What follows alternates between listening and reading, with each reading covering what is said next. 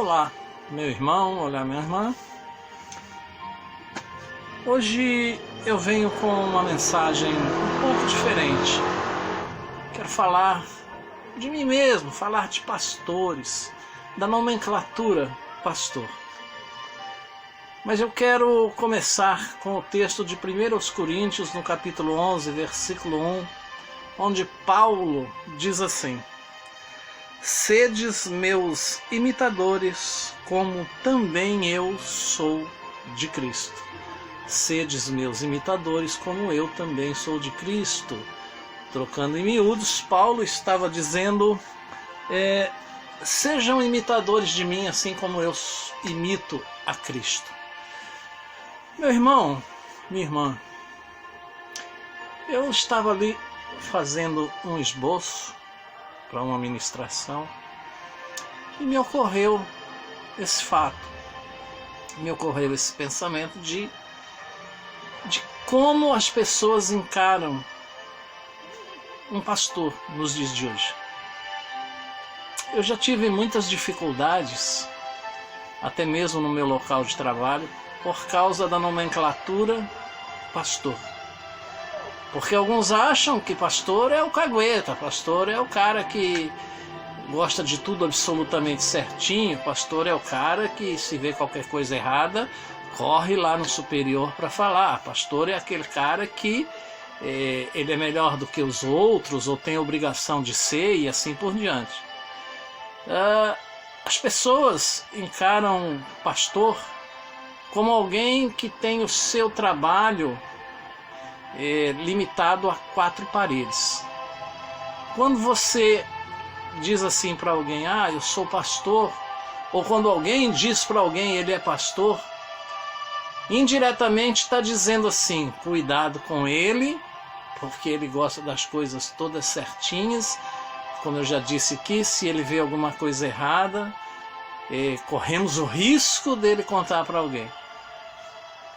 Algumas pessoas esquecem que pastor é uma nomenclatura, é uma responsabilidade e é uma escolha também de Deus, né? Porque a Bíblia diz que toda autoridade é constituída por Deus, assim como as autoridades que regem o nosso país, os nossos estados e os nossos municípios só estão ali porque Deus permitiu que eles estejam. E as pessoas meio que não entendem muito isso. Mas eu estava ali e me ocorreu que as pessoas têm uma visão de pastores, que aliás uma nomenclatura que está em extinção, né? Porque está muito na moda aí ser apóstolo, reverendo, e outras coisas aí que a gente, alguns nomes aí que a gente nem sabe direito, né? Bispo, enfim, pastor já está meio fora de moda, está ficando um cargo pequenininho, né? Diante de tanto apóstolo, tanto reverendo, tanto bispo, a gente meio que está ficando pequenininho no meio desse povo aí. Mas quando a gente diz, ou quando alguém diz, como eu acabei de falar aqui, que a gente é pastor, a primeira pergunta que a maioria das pessoas fazem: que igreja você é? Como se nós tivéssemos que ser pseudo-propriedades de algum ministério, de alguma igreja. Qual é a sua igreja? Ou seja, as pessoas já perguntam qual igreja que você toma conta, que você pastoreia, né? As pessoas esquecem que nem todas as ovelhas estão no aprisco.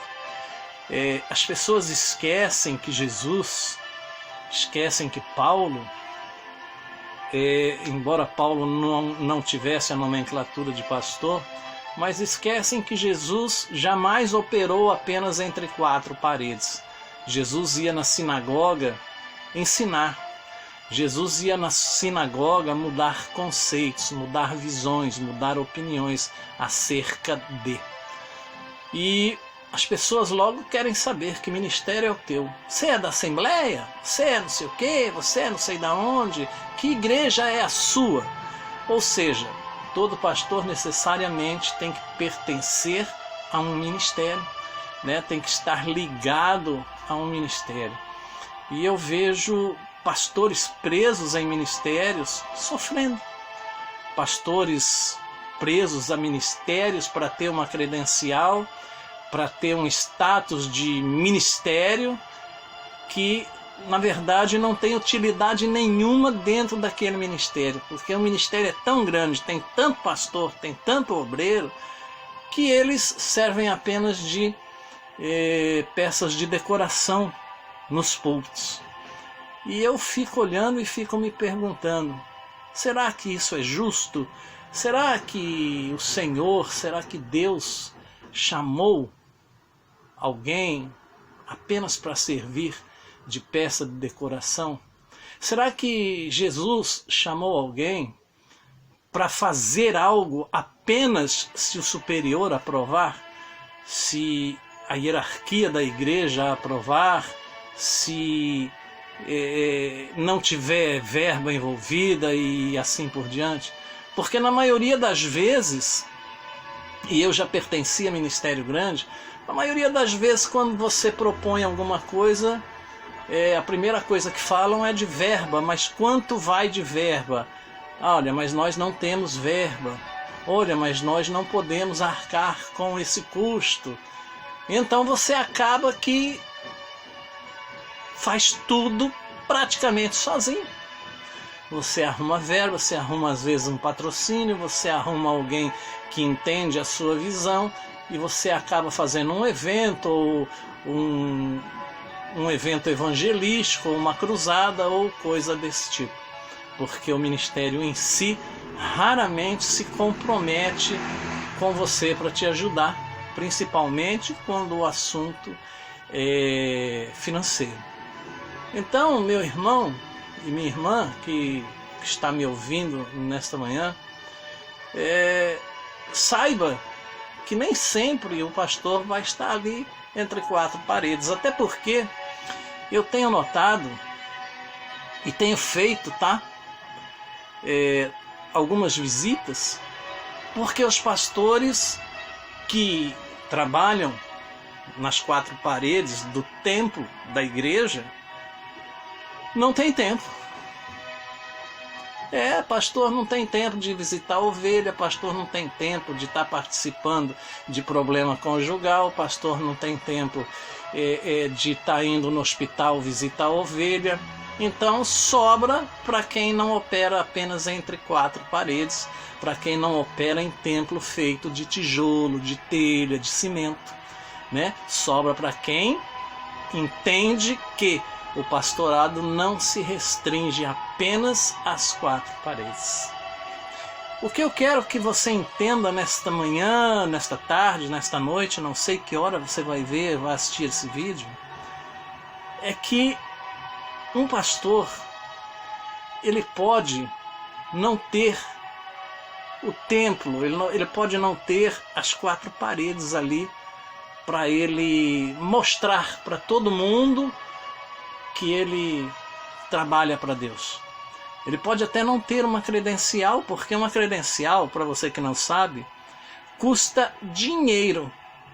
E não é pouco dinheiro. A maioria dos ministérios cobra caro por uma credencial, tá? Então, muitas vezes um pastor pode não ter nada disso, mas pode trabalhar muito mais fora das quatro paredes do que o que você pensa, julga ou imagina. E é isso que eu queria que você soubesse a respeito de um pastor. Basta a falta de respeito que se tem hoje com um pastor. Quando eu me converti, não faz muito tempo, em 2002, quando se falava de púlpito, de pastores, a gente tinha um respeito. Olha, era algo assim, um pastor vai na sua casa, o pastor vai na sua casa. A gente ficava muito preocupado.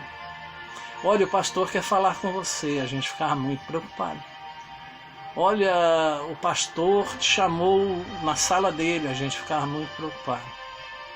Hoje, infelizmente, nós estamos vendo um tempo aí que se um pastor corrige uma ovelha, a ovelha já pergunta para ele: quem é você para falar assim comigo? Está me julgando? Tá difícil, tá complicado. Mas eu queria só deixar claro para você que pastor é aquele que gere pessoas, é aquele que administra pessoas, é aquele que visita quando precisa ser visitado, é aquele que direciona, que aconselha, que apazigua quando é necessário, ou quando se fazem necessárias todas essas coisas.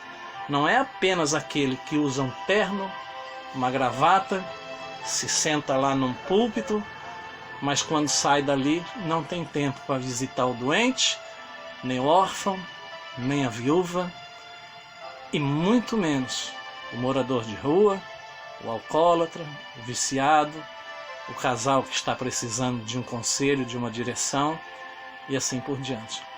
Meu irmão, entenda que ser pastor é atender um chamado. Não é se preocupar com status ou posição. Saiba que muitas vezes, enquanto você dorme, algum pastor está orando pela sua vida, está orando pela sua família, está orando pela sua saúde. Que Deus te abençoe. Que derrame sobre você muita paz e muita saúde. Te livre de todo mal e que essas bênçãos se estendam a todos os seus familiares, de perto e de longe. Ministério Pastor Eduardo Rogério. Mais uma pequena mensagem virtual para você. Até a próxima, se Deus assim quiser e permitir. Lembre-se, Deus na frente, sempre.